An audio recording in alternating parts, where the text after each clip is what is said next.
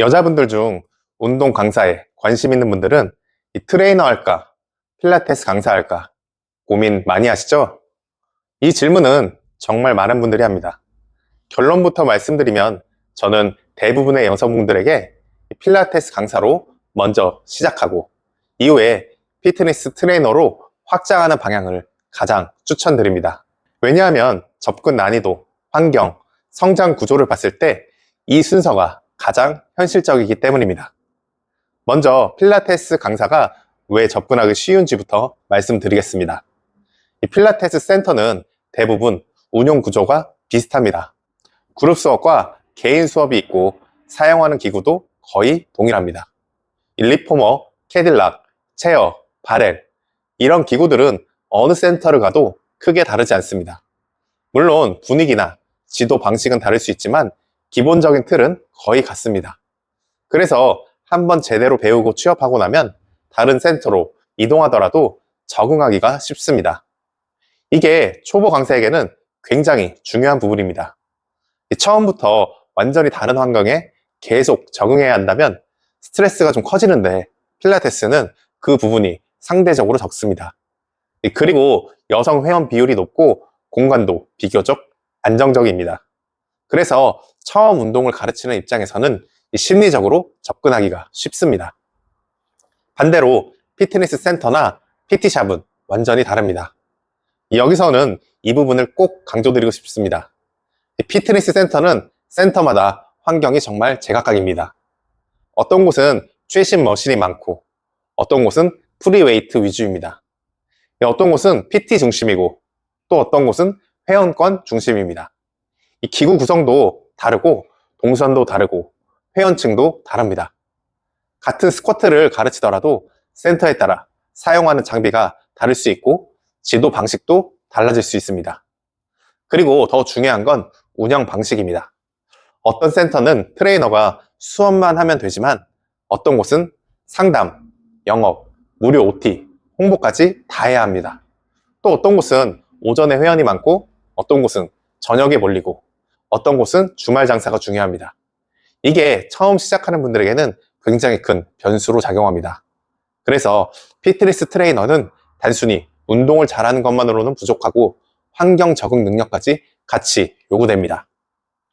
그래서 저는 초보라면 필라테스로 시작하는 것이 훨씬 안정적이라고 보는 겁니다. 일단 수업 구조가 정해져 있고 기구가 동일하고 환경이 비교적 안정적이기 때문에 운동을 가르치는 능력 자체에 집중할 수 있습니다. 이 자세를 보는 눈, 회원과 소통하는 방법, 50분 수업을 구성하는 능력 이런 것들을 먼저 배울 수 있습니다. 그리고 여기서 중요한 포인트가 하나 더 있습니다. 여성이라면 운동 지도 방향이 중요합니다. 남성 트레이너와 동일한 방식으로 가는 것이 아니라 여성에게 맞는 트레이닝 방향을 잡는 것이 훨씬 유리합니다. 예를 들어 체형 교정, 통증 관리, 산후 회복, 바디라인 관리, 골반, 허리, 어깨 통증 이런 부분들입니다. 이건 필라테스와 재활적인 접근이 가장 잘 맞습니다. 그래서 필라테스로 시작하면 자연스럽게 재활적인 관점을 같이 가져가는 것이 좋습니다. 회원의 통증을 이해하고 움직임을 분석하고 무리하지 않게 운동을 연결하는 능력입니다. 이게 나중에 엄청난 차이를 만듭니다. 왜냐하면 단순히 운동을 가르쳐주는 강사와 몸 상태를 이해하고 안전하게 변화시키는 강사는 완전히 다른 가치이기 때문입니다. 그런데 여기서 끝내면 안 됩니다.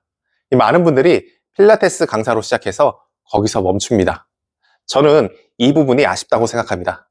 왜냐하면 결국 수입과 확장성은 피트니스 영역에서 훨씬 커지기 때문입니다. 이 피트니스 쪽의 장점을 말씀드리겠습니다.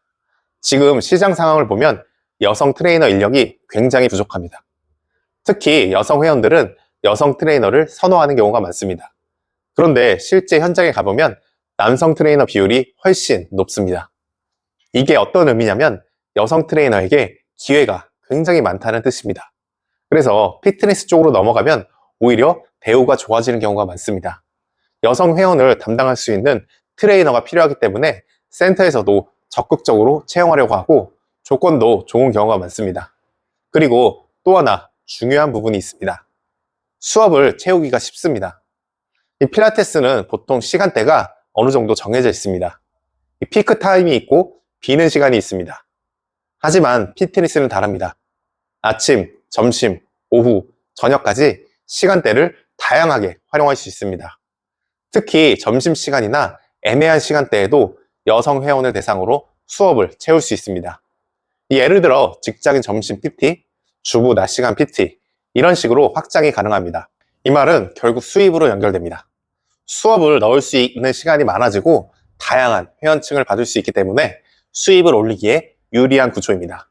그래서 장기적으로 보면 피트니스 영역을 같이 가져가는 것이 훨씬 돈 벌기에 좋습니다. 이 정리를 해보겠습니다. 처음 시작하는 여성이라면 필라테스 강사로 시작하는 것이 접근하기 쉽고 안정적으로 경험을 쌓기 좋습니다. 센터 구조가 비슷하고 기구가 동일하고 환경이 안정적이기 때문입니다.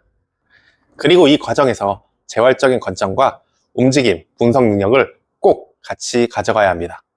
그 다음 단계로 피트니스 트레이너로 확장하는 것이 중요합니다. 이 피트니스 센터는 환경이 제각각이고 처음에는 어렵지만 여성 인력이 부족하기 때문에 기회가 많고 수입을 올리기 좋은 구조입니다. 특히 다양한 시간대에 수업을 채울 수 있다는 점이 가장 큰 장점입니다. 예외도 있습니다. 이미 헬스를 오래 했고 웨이트 트레이닝이 익숙하고 헬스장 환경이 편안한 여성분이라면 피트니스로 먼저 시작해도 좋습니다. 이런 분들은 오히려 빠르게 성장할 수 있습니다.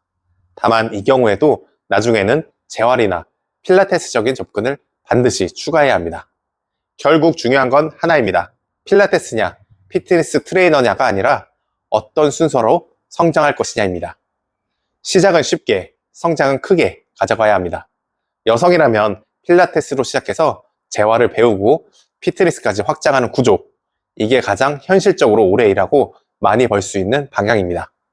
재활 필라테스 강사 자격증과 여성 재활 트레이너 자격증 취득부터 취업 방법, 그리고 수입 올리는 구조까지 현실적으로 전부 알려드리겠습니다.